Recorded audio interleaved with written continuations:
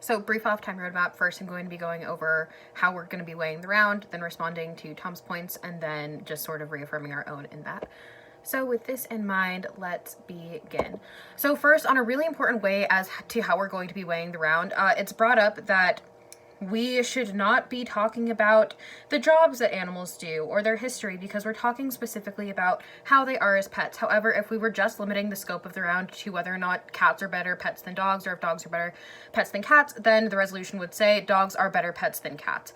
So when we're talking about the resolution as it is written, dogs are better than cats, it is going to be extremely topical to be talking about their history as well as their job. So let's move on to the first point of argumentation, which is the history.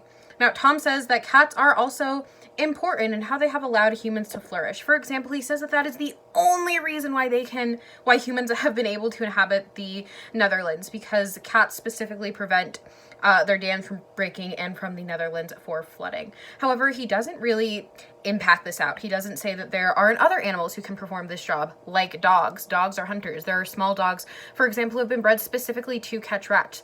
Chihuahuas, yeah, as annoying as they are, that's what they were originally bred for. And so again, it's really important to keep in mind that that is not unique to cats. However, some of the things that are unique to dogs, for example, like hunting better prey, do not flow over to cats. So his first point is going to fall. Then we're going over to their jobs. He says that cats can also be emotional support animals and barn cats. However, when you're looking at that in comparison to things like police dogs who sniff bombs, airport dogs who make sure that people aren't bringing bombs on planes, and the dogs who were rescuing people when 9/11 happened and the towers fell down, as well as leading people with disabilities and letting them lead their lives, this is going to be another point for the dogs. Because again, when we're comparing these two things, yes, it is great to have an emotional support companion. However, that does not compare at all to a dog who is able to sniff out a bomb or save a person's life or even give people more mobility. And then when he's talking about how they're aggressive and how there's 4.7 million dog bites, again, according to the CDC, there were 300 cases of cats giving people rabies in 2019 compared to only 80 cases of dogs. So if we're talking about who's more dangerous to humans, the answer is obviously cats, because they're giving more humans rabies.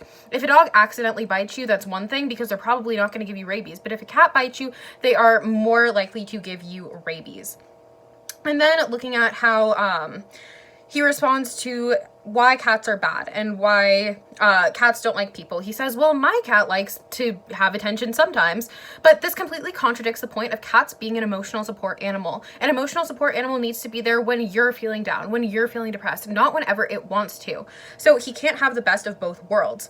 Additionally, he talks about how dogs control your life, and this is completely untrue. People know what they're getting into when they get a dog, so it's not controlling their life.